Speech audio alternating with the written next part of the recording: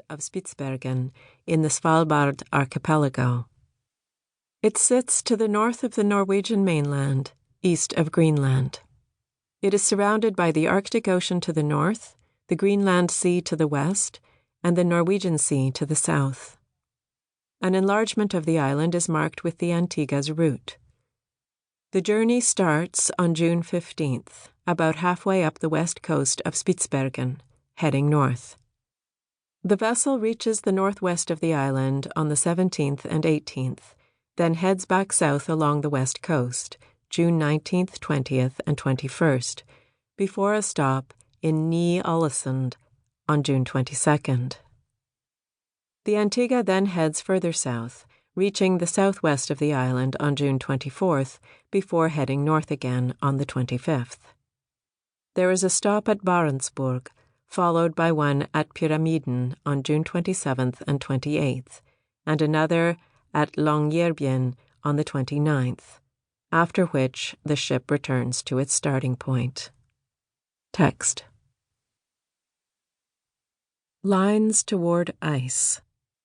Quote, "The whole pageantry of the year was awake, tingling, near the edge of the sea."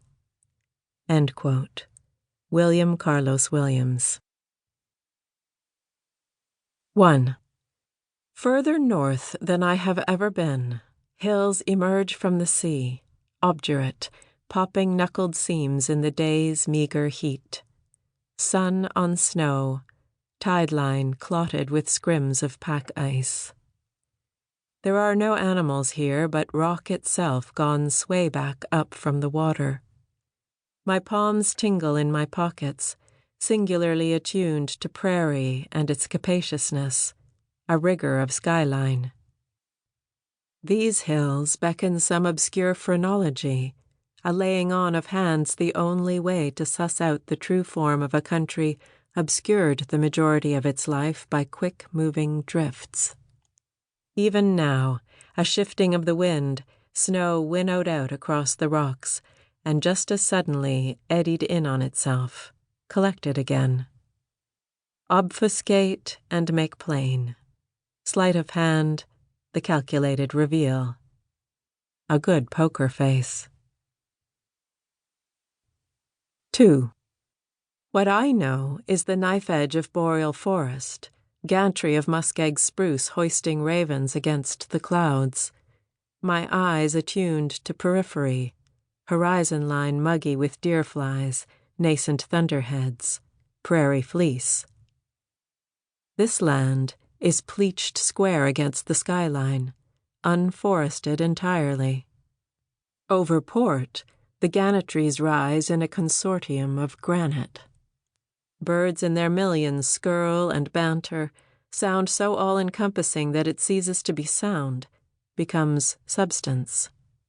Live wire spark, electric. The cliffs coruscate in birdlime. At midday they are impossible to look upon. A different kind of snow-blindness, those scabbed rocks, the sound they house. 3.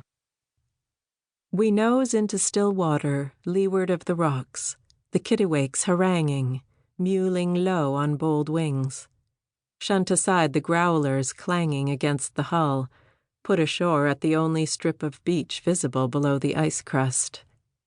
Boreal navigation I know, wading through Labrador tea plants jittering with early bees, plush moss, the unfurled heads of ferns. On the beach, moss campion fingers itself over the south side of the rocks, blossoms frantically and in miniature. Here we expect pebbles, find instead a midden, narwhal and harp seal, gannet wing bones thinned to needles.